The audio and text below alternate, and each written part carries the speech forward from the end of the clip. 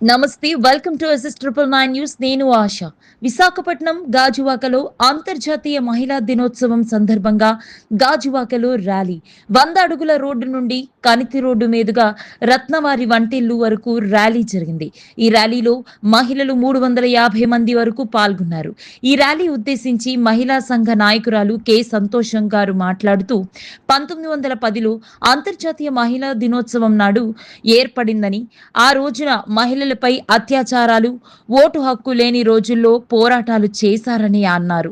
అదేవిధంగా 1973లో ఐక్యరాజ్య సమితిలో అంతర్జాతీయ మహిళా దినోత్సవం జరుపుకోవడం జరిగిందని తెలిపారు.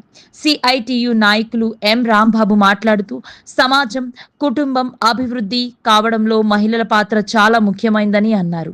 సమాజం ముందు వెళ్లడంలో మహిళలు తీరిక పాత్ర వహించారని అన్నారు.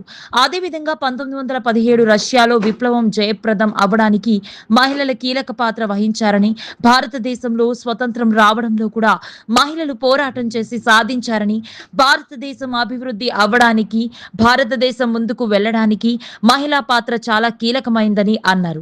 అదేవిధంగా మహిళలపై అత్యాచారాలు, వేధింపులు లాంటివి సమస్యలతో ఎక్కువ అవుతోందని, మహిళలు బాధపడకూడదన్నారు.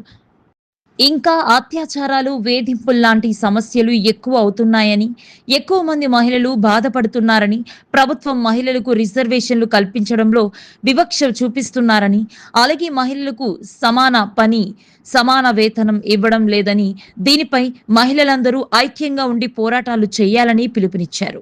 ఈ కార్యక్రమంలో మహిళా సంఘ కార్యదర్శి జి లక్ష్మి, సిఐటియు కార్యదర్శి మున్నిపల్లి, సంఘం కార్యదర్శి గొలగాని అప్పారావు, అంగన్వాడీ నాయకులు చిన్ని అమ్ములు, సాయి సరస్వతి, ఐద్వా నాయకులు దేవి, ఎం శ్రీదేవి, పి యశోద, రాణి, స్వర్ణలత, వేణు మొదలగు వారు నాయకులు అధిక సంఖ్యలో పాల్గొన్నారు.